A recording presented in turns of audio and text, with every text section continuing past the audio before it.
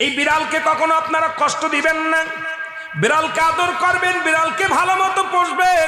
বিড়াল যদি কোনো জাতির জন্য দোয়া করে, কোনো গৃহস্থর জন্য দোয়া করে, ওই সংসারের মধ্যে উন্নতি শুরু হয়ে যায়।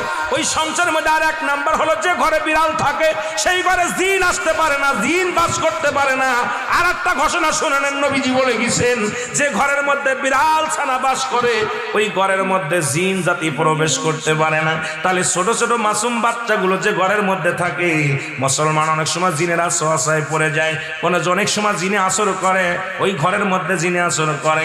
যে ঘরের মধ্যে বিড়ালকে আদর করে বিড়াল থাকে, ওই ঘরের মধ্যে বিলাই বিড়াল বিড়াল বিলাই বিলাই, এইটা যার ঘরের মধ্যে আছে এই ঘরের মধ্যে দুষ্ট জিনেরা আসতে পারে না। জোরে জোরে চিল্লায় বলা যাবে না মারহাবা।